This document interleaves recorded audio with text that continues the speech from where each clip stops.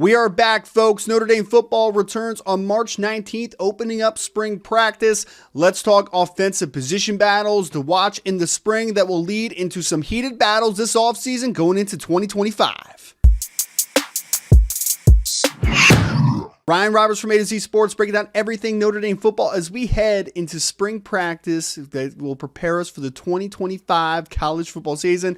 As I mentioned, folks, opens up on March 19th. But luckily for us, Notre Dame football is still going to have spring practice, which will be the start of some heated position battles. And offensively, obviously, I want to start with the quarterback position. Now, when we talk about Riley Leonard, obviously off to the NFL, there are 4 scholarship quarterbacks that will all be available in the spring, which is great to see.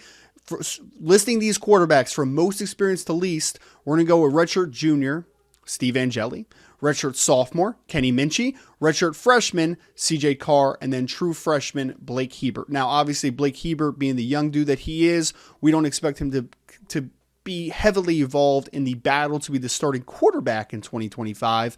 But when we talk about the battle between Steve Angeli, Kenny Minchey, and CJ Carr, it's a fun quarterback battle because it's the first true quarterback battle in a couple years. And also, each of these players brings a very unique sell to the table as far as them being the starting quarterback in Notre Dame. Steve Angeli is obviously the oldest. He's the most experienced. And in the opportunities he's gotten, he's done well for Notre Dame, and experience matters at the quarterback position. And that's the biggest thing that Steve Angeli can give to you is that he is well-liked. He has leadership qualities. All those intangibles that we always talk about, he has a lot of those things.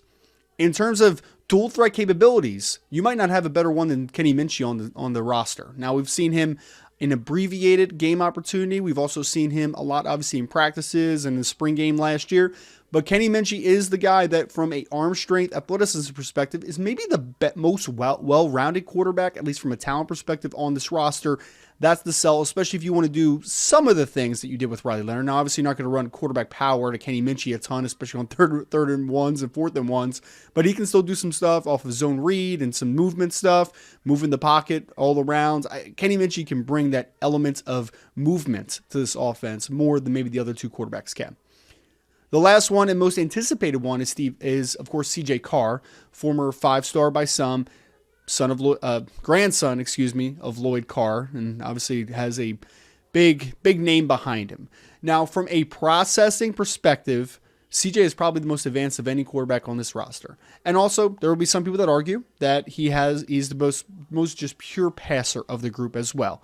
He has very limited game experience, only got into 1 game last year and didn't throw a pass from Notre Dame. So this is kind of a clean slate. Obviously, he had that elbow ailment during the season as well that cost him some practice time. So spring practice is going to be huge for CJ. And honestly, if I had to predict the quarterback battle today for Miami for opening game in 2025, I would pick Steve Angeli just because, and this is just my prediction. This isn't as much of what I would do. I've let my opinions out there where I would lean if I had a choice. But if I had to predict who will be the starting quarterback in Notre Dame first game of the year, it actually would be Steve Angeli, which might surprise some folks.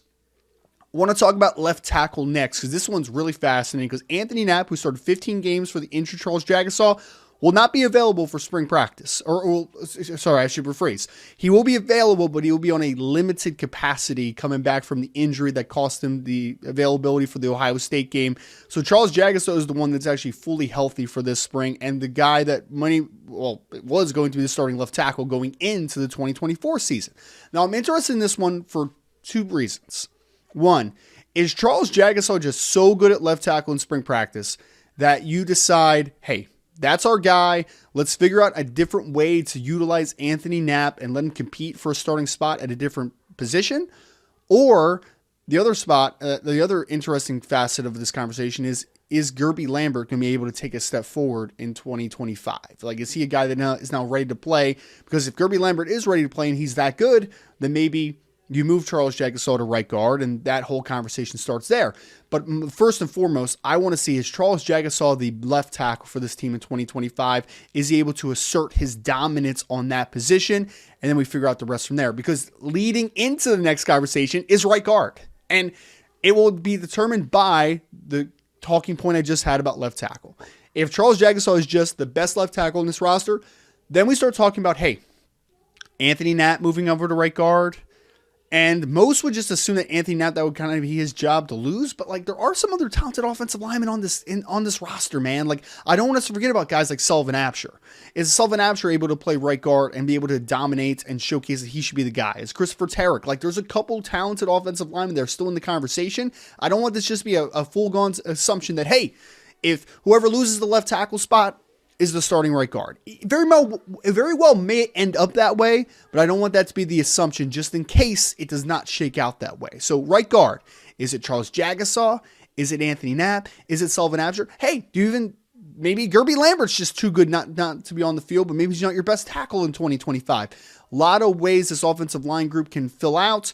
We know that Billy Stroud is going to be at left guard. We know most likely Emil Wagner is going to be at right tackle. We know health-wise, if Ashton Craig is healthy, he'll probably be the starting center. What does left tackle look like? What does right guard look like? We know who the players are that will be competing for those spots, but what does it ultimately look like in the end? Folks, put into the chat right now predictions: starting quarterback, starting left tackle, starting right guard. You can hit me with all three. You can hit me just at one. We'll be breaking it down the rest of the time, going up to spring practice and beyond. As always, go Irish.